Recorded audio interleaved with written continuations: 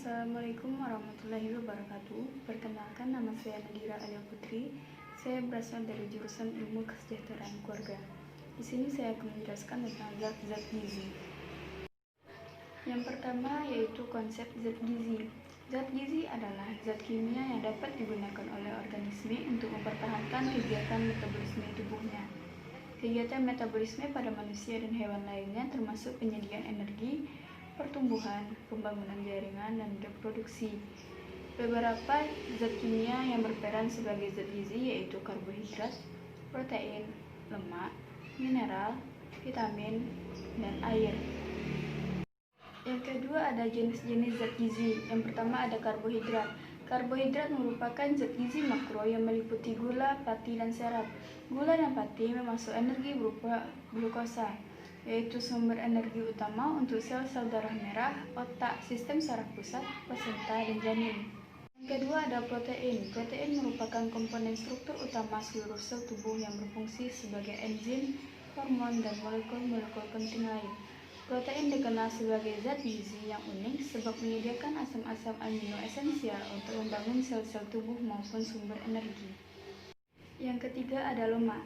Lemak merupakan zat gizi makro yang mencakup asam lemak dan trigliserida. Lemak adalah zat gizi yang padat energi, sehingga lemak penting untuk menjaga keseimbangan energi dan berat badan. Yang keempat ada vitamin. Vitamin adalah senyawa organik yang tersusun dari karbon, hidrogen, oksigen, dan terkadang nitrogen atau elemen lain yang dibutuhkan dalam jumlah kecil agar metabolisme, pertumbuhan, dan perkembangan berjalan normal. Yang kelima ada mineral. Mineral merupakan komponen anorganik yang terdapat dalam tubuh manusia. Sumber paling baik mineral adalah makanan hewani, kecuali magnesium yang lebih banyak terdapat dalam makanan nabati. Yang keenam air. Air berperan sebagai pelarut dan sebagai alat transport zat-zat gizi serta sisa-sisa pencernaan dan metabolisme. Yang ketiga yaitu sumber-sumber zat gizi. Yang pertama sumber zat tenaga, yaitu padi-padian dan umbi-umbian, serta tepung-tepungan seperti beras, jagung, ubi-ubian, kentang, sagu, roti, dan makanan yang mengandung sumber zat tenaga menunjang aktivitas sehari-hari. Yang kedua sumber zat pengatur, yaitu sayuran dan buah-buahan. Zat pengatur mengandung berbagai vitamin dan mineral yang berperan untuk melancarkan pekerjaan fungsi organ tubuh. Yang ketiga ada sumber zat pembangun. Makanan sumber zat pembangun yang berasal dari nabati adalah kacang-kacangan, tempe, dan tahu. Sedangkan makanan sumber zat pembangun yang berasal dari hewani adalah telur, ikan, ayam, daging, susu. Zat pembangun berperan sangat penting untuk pertumbuhan dan perkembangan kecerdasan seseorang. Materi selanjutnya yaitu fungsi zat gizi. Yang pertama ada karbohidrat. Karbohidrat berfungsi sebagai sumber energi, pemberi rasa manis pada makanan, penghemat protein, dan pengatur metabolisme lemak. Yang kedua ada protein. Protein berfungsi untuk membangun sel tubuh, mengganti sel tubuh, membuat air, susu, enzim, dan hormon, membuat protein darah, menjaga keseimbangan asam basa cairan tubuh, dan pemberi kalori.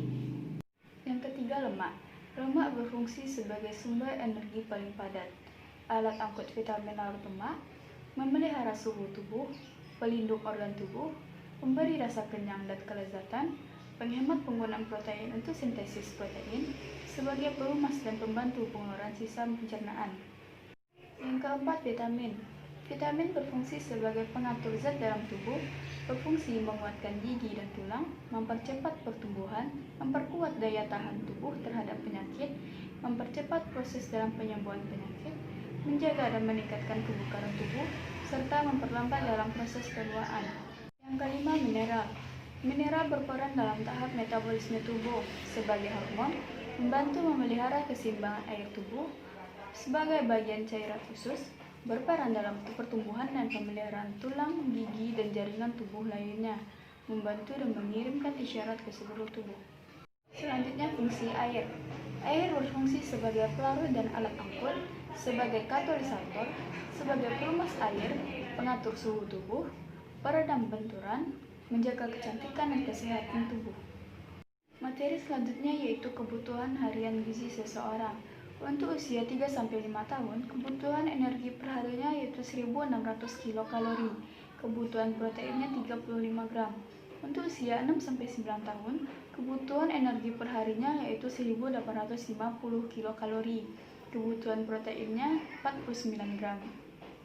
Untuk usia 10-12 tahun, kebutuhan energi anak laki-laki perharinya yaitu 2100 kilokalori. Kebutuhan proteinnya 56 gram. Untuk kebutuhan energi anak perempuan perharinya yaitu 2000 kilokalori. Kebutuhan proteinnya 60 gram. Untuk usia 12-15 tahun, kebutuhan energi anak laki-laki perharinya yaitu 2475 kilokalori. Kebutuhan proteinnya 72 gram. Kebutuhan energi anak perempuan perharinya yaitu 2125 kilokalori. Kebutuhan proteinnya 69 gram. Untuk usia 15-17 tahun, kebutuhan energi anak laki-laki perharinya yaitu 2675 kilokalori. Kebutuhan proteinnya 66 gram. Sedangkan kebutuhan energi anak perempuan perharinya yaitu 2125 kilokalori.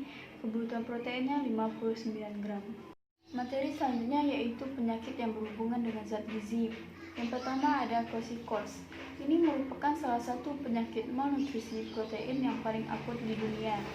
Gejala lain penyakit ini yaitu perut buncit, pembesaran hati, penipisan rambut, dan tekstur rambut yang kasar, gigi mudah copot, dan dermatitis. Yang kedua ada marasmus. Marasmus adalah penyakit akibat kekurangan protein dan kalori yang sangat parah. Umumnya terjadi pada anak-anak. Pada kondisi marasmus, berat tubuh lebih rendah 80% dari berat normal, sehingga tubuh semakin tampak kurus. Yang ketiga ada anemia. Penyakit kurang darah yang paling umum disebabkan karena kurang gizi. Meski dapat dipicu oleh banyak faktor, tapi salah satu alasan utama terjadinya anemia yaitu kurangnya zat gizi dan vitamin B12. Penderita biasanya mengalami sesak napas, kelelahan, pucat, dan gejala lainnya. Yang keempat ada gondok, disebabkan karena kekurangan yodium dalam makanan. Gejala khasnya yaitu pembengkakan kelenjar tiroid. Gejala lainnya yaitu lemah, lesu, tingkat metabolisme yang rendah, dan peningkatan kerentanan terhadap dingin. Materi selanjutnya yaitu upaya pengobatan dan pencegahan penyakit yang disebabkan oleh zat gizi. Yang pertama penyakit kwashiorkor. Pencegahannya yaitu memperbanyak makanan sayuran dan buah-buahan, memperbanyak mengkonsumsi makanan yang mengandung pati, mengkonsumsi susu dan produk olahannya, mengkonsumsi daging, ikan, telur, kacang-kacangan, dan sumber protein lainnya. Cara mengobatinya yaitu penyakit kwashiorkor bisa dicegah dengan memastikan asupan kalori dan makanan kaya protein cukup untuk tubuh. Oleh karena itu, biasakan untuk mengkonsumsi makanan dengan benar dan mengikuti pedoman diet jika ingin menjaga berat badan ideal. Yang kedua, penyakit marasmus. Cara pencegahannya yaitu menerapkan pola makan seimbang, menjaga kebersihan lingkungan, dan pencegahan infeksi. Cara mengobatinya yaitu mencegah anak kedinginan, pemberian antibiotik, pemberian vitamin A, pemberian multivitamin dan mineral, pemberian makanan untuk mengejar pertumbuhan, merangsang perkembangan anak. Yang ketiga, penyakit anemia. Cara pencegahannya yaitu makan makanan kaya zat besi, makan makanan mengandung vitamin B12, makan makanan mengandung asam folat, mengkonsumsi makanan yang mengandung vitamin C, berhenti meminum alkohol.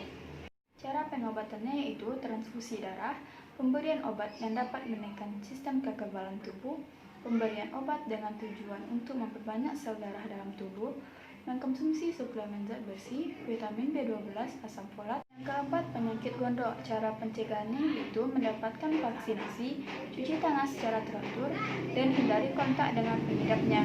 Cara mengobatinya yaitu pertama dengan levotiroksin, yang kedua obat anti tiroid, yang ketiga operasi pengangkatan tiroid, yang keempat terapi nuklir tiroid. Baiklah, hanya itu yang dapat saya sampaikan. Terlebih dan terkurangnya saya mohon maaf. Assalamualaikum warahmatullahi wabarakatuh.